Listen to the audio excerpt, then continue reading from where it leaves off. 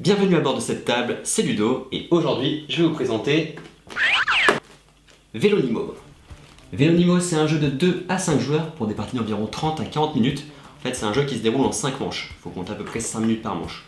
Un peu plus le temps de réflexion de chacun. Je suis désolé, mais du coup j'avais que ce t-shirt qui pouvait faire un petit peu cycliste, mais j'ai quand même mis les chaussures de sport aussi. On est dans le sens du détail. Vélonimo, c'est un jeu de cartes très simple où chacun va avoir 11 cartes en main.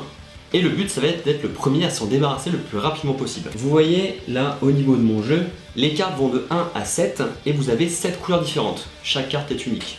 À votre tour de jeu, vous pouvez jouer une carte, 2 cartes, 3 cartes, 4 cartes, 5 cartes. Et ça va dépendre de si vous jouez des cartes de la même couleur ou si vous jouez des cartes de la même valeur. Dans tous les cas, quand vous jouez une combinaison, on va compter le nombre de cartes qu'il y a dans cette combinaison plus la valeur de la plus petite carte. Si jamais en exemple, je prends, là j'ai 3, le total fait 33. Parce que 10 plus 10 plus 10 plus 3.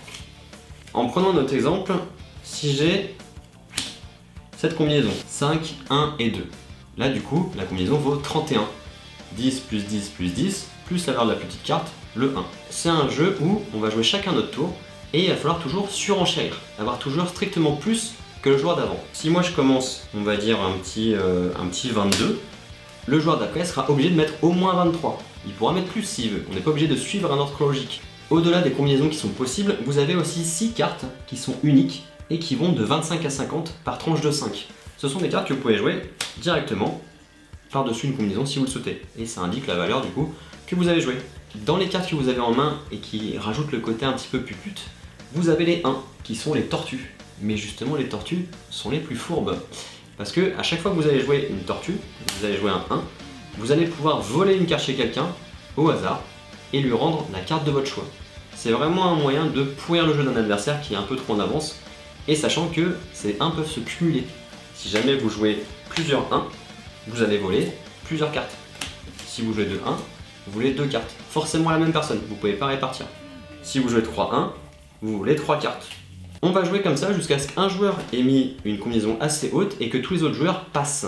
La notion de passe dans ce jeu est une stratégie à part entière. C'est-à-dire que, à un tour de jeu, j'ai joué le 25.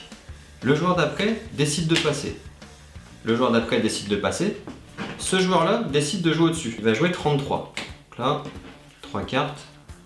10 plus 10 plus 10 plus 3. Ce joueur-là va passer, ce joueur-là va passer. Les joueurs qui avaient passé au tour d'avant peuvent tout à fait rejouer après.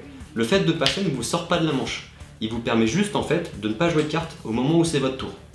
Quand vous finissez premier, vous récupérez le maillot à pois à carotte qui vous permet de rajouter plus 10 à une combinaison.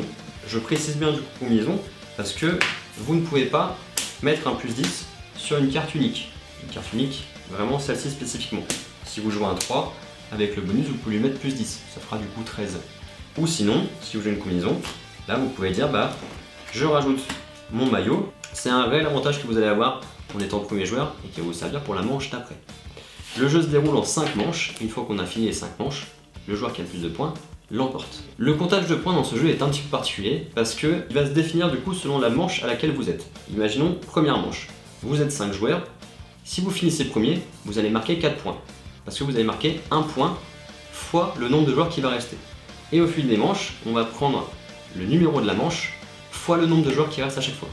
Il y a une petite façon différente de jouer quand vous êtes à 2 joueurs. À 2 joueurs, vous allez distribuer du coup 11 cartes comme à l'accoutumée. Au lieu d'avoir des cartes qui vont être mises de côté, vous allez avoir du coup le tas de cartes, une première carte qui va être révélée, et le joueur qui aura été le plus haut et qui aura fait passer son adversaire va devoir définir si la carte qui est face visible, il la donne à son adversaire ou s'il la récupère pour lui. La récupérer pour lui, ça peut être une technique pour pouvoir faire un combo avec une autre carte. C'est pas inintéressant de faire ça, on n'est pas forcément obligé de donner tout le temps la carte à l'autre joueur. Les deux n'ont pas d'impact dans une partie classique à 3, 4 ou 5 joueurs. Par contre, à 2 joueurs, à chaque fois que vous allez jouer un 2, vous allez devoir piocher la première carte du top.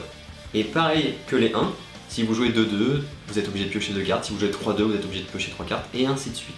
Mais ça reste toujours le même principe d'être le premier à ne plus avoir de carte en main. Voilà, il ne vous reste plus qu'à monter sur votre vélo, enfiler votre casque et jouer à Vélonimo. C'est vraiment un petit jeu très sympa, un petit peu frustrant au niveau du comptage de points, je vous l'avoue, mais vous avez la possibilité aussi d'adapter un petit peu le comptage de points au fur et à mesure des manches. En tout cas, n'hésitez pas à aimer, partager et commenter la vidéo, et puis je vous dis à très vite pour un autre jeu de société. Ciao!